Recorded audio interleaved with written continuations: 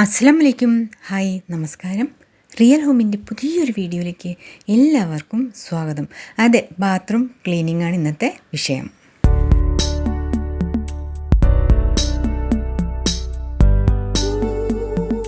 നമ്മൾ കുറച്ച് ദിവസം അങ്ങോട്ട് മാറി നിന്നാൽ വീടും ബാത്റൂമും ഒക്കെ അലങ്കോലമായിട്ടുണ്ടാവും അല്ലേ.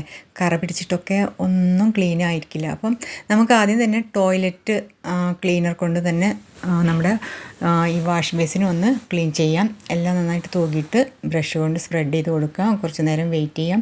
അതിനുശേഷം അത് വാഷ് ചെയ്യേണ്ടതുണ്ട്.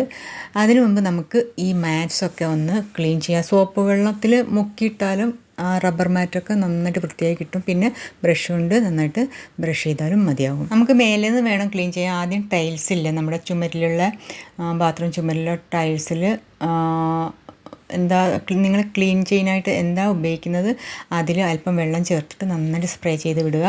അല്പനേരം വെയിറ്റ് ചെയ്യുക. എന്നിട്ട് ഒന്ന് തുടച്ച് നോക്കുക. ആ കറകൾ ചിലപ്പോൾ ഫംഗസ് വരെ പിടിച്ചിട്ടുണ്ടാവും.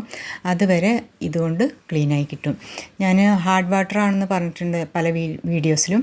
അപ്പോൾ ഹാർഡ് വാട്ടറൊക്കെ അതുപോലെ ഉണ്ട്. അതിലൊക്കെ ഞാൻ ഈ ക്ലീനിങ് സൊല്യൂഷനാണ് യൂസ് ചെയ്യുന്നത്. അത് തന്നെ ടാപ്പിൻ്റെ സൈഡിലുള്ള ആ കറകളൊക്കെ പോകാൻ അത് തന്നെയാണ് യൂസ് ചെയ്യുന്നത് കേട്ടോ.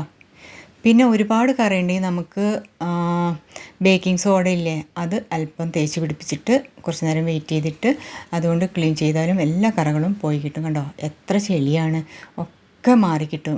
എന്നിട്ട് ചുമരൊക്കെ നന്നായിട്ടൊന്ന് വെള്ളമൊഴിച്ച് വൃത്തിയാക്കുക.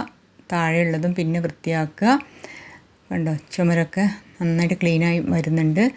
അതുപോലെ ഈ ഭാഗവും ഞാൻ വെള്ളമൊഴിച്ചിട്ട് നന്നായിട്ട് ക്ലീൻ ചെയ്തതിന് ശേഷം പിന്നെ നല്ലൊരു തുണി വെച്ചിട്ട് നമുക്ക് തുടച്ചെടുക്കാം. കാരണം ഹാർഡ് വാട്ടർ പിന്നെ അവിടെ വെച്ചാൽ പാടുകൾ വീഴാൻ സാധ്യതയുള്ളതിനാൽ നമ്മൾ അത് തുടച്ചെടുത്തേ മതിയാകുള്ളൂ അല്ലേ.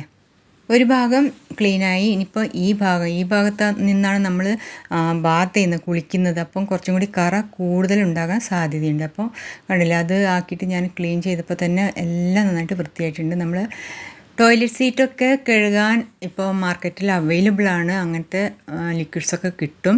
അതുകൊണ്ട് മാത്രം അത് ക്ലീൻ ആക്കുക. അല്ലെങ്കിൽ നമ്മൾ ബേക്കിംഗ് സോഡ ഉപയോഗിക്കാം. ഒരു ഭാഗം നന്നായിട്ട് വൃത്തിയായി. ഇനിയിപ്പോൾ തുടച്ചെടുക്കുക. തുണി കൊണ്ട് എല്ലാം തുടക്കുകയാണ് ഞാൻ. നമ്മുടെ കയ്യിൽ മൾട്ടി ഫങ്ഷണൽ ലിക്വിഡ്സ് ഉണ്ടെങ്കിൽ അത് ഉപയോഗിക്കാൻ പറ്റും.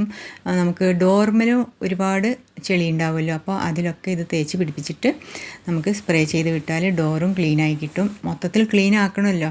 അപ്പോൾ അതും കണ്ടു. ഞാൻ കുറച്ച് ദിവസം മുമ്പ് എല്ലാം ക്ലീൻ ആക്കിയിട്ടത്, പക്ഷേ തിരിച്ച് വന്നപ്പോൾ പഴയതിലും മോശമായിട്ടുണ്ട്. ഇനിയിപ്പോൾ തറയാണ്. തറയിൽ നമുക്ക് എന്തെങ്കിലും സോപ്പ് ആക്കേണ്ടിയിരിക്കുന്നു. ഫ്ലോർ ക്ലീനിങ്ങിൻ്റെ ആദ്യം തേച്ച് വെച്ചിട്ട് പിന്നെ വെള്ളം ഒഴിക്കുക, ബ്രഷ് ചെയ്യാം, എല്ലാം ചെയ്യാം. അതിന് ശേഷം നന്നായിട്ട് ആ വെള്ളം മൊത്തത്തിൽ നന്നായിട്ട് തുടച്ച് നീക്കുക. കണ്ടില്ലേ. അതിന് ശേഷം നമ്മൾ ആ മാറ്റും കൂടി ഇട്ടാൽ ഉഷാറായി. അപ്പോൾ നമ്മുടെ ഈ കൊച്ചു വീഡിയോ ആർക്കെങ്കിലുമൊക്കെ യൂസ്ഫുള്ളായിട്ടുണ്ടാവും അല്ലേ. സബ്സ്ക്രൈബ് ചെയ്യാത്ത ഫ്രണ്ട്സ് ആരെങ്കിലും നമ്മുടെ വീഡിയോ ആദ്യമായിട്ട് കാണുകയാണെങ്കിൽ ഒന്ന് സബ്സ്ക്രൈബ് ചെയ്ത് സപ്പോർട്ട് ചെയ്യാം കേട്ടോ. ഇഷ്ടപ്പെട്ടാൽ ലൈക്ക് തരണം, അതുപോലെ ഷെയർ ചെയ്യാൻ വിട്ടുപോകരുത് കേട്ടോ. അടുത്തൊരു നല്ലൊരു വീഡിയോ വരയ്ക്കും. അസ്സലാമലൈക്കും, നമസ്കാരം, ബായ്.